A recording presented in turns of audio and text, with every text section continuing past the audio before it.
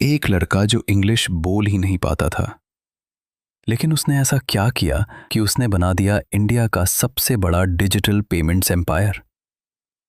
ये कहानी है उस रात के एक डिसीजन की। ये कहानी है विजय शेखर शर्मा की। यूपी के एक छोटे से शहर अलीगढ़ से आया हुआ एक मिडिल क्लास लड़का जो बहुत शाई था और इंग्लिश बोलने से डरता भी था।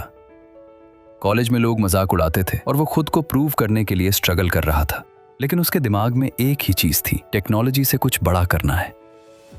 उन्होंने अपनी पहली कंपनी भी बनाई और बेच दी, लेकिन फिर बनाया पेटीएम, एक रिचार्ज प्लेटफॉर्म।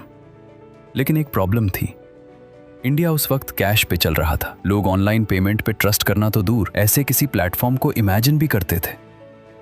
इन्वेस्टर्स डाउट कर रहे थे, यूजर्स नहीं आ रहे थे और कंपनी ऑलमोस्ट स्ट्रगल ही कर रही थी। ये वो फेज था जहां ज्यादातर फाउंडर्स गिव अप कर देते। लेकिन फिर आई 8 नवंबर 2016 की रात।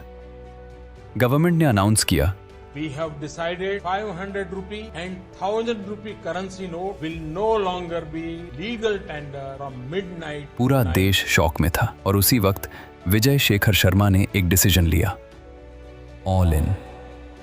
उन्होंने अग्रेसिवली पुश किया पेटीएम को as a digital wallet. Ads, campaigns, partnerships, हर जगह सिर्फ एक मैसेज था, अब कैश नहीं, पेटीएम करो। सोचो अगर ये मूव फेल हो जाता, कंपनी तो ऑलरेडी स्ट्रगल कर ही रही थी, कैश बर्न हाई था और ट्रस्ट भी क्लोज टू जीरो। अगर लोग अडॉप्ट नहीं करते तो पेटीएम खत्म ही हो जाता। ये सिर्फ एक बिजनेस डिसीजन नहीं था, ये ऑल और नथिंग गैम्बल था। और फिर ये हुआ, पूरा इंडिया लाइन में खड़ा था। लेकिन धीरे धीरे लोगों ने फोन से पेमेंट करना शुरू कर दिया, छोटे दुकान वाले से लेकर बड़े मॉल्स तक सब ने पेटीएम लगाया। With in months Paytm became a house hold name और Vijay Shekhar Sharma India K fintech revolution का फेस। जानते हो इस स्टोरी का सबसे बड़ा लेसन क्या है? यही कि अपॉर्चुनिटी दिखती तो सबको है, लेकिन उस मोमेंट पे रिस्क लेने की हिम्मत सब में नहीं होती। विजय शेखर शर्मा ने सिर्फ अपॉर्चुनिटी नहीं देखी, उस पर फुल बेट भी लगाया और वही डिसीजन उन्हें ऑर्डिनरी फाउंडर से एक्स्ट्रॉर्डिनरी बना गया।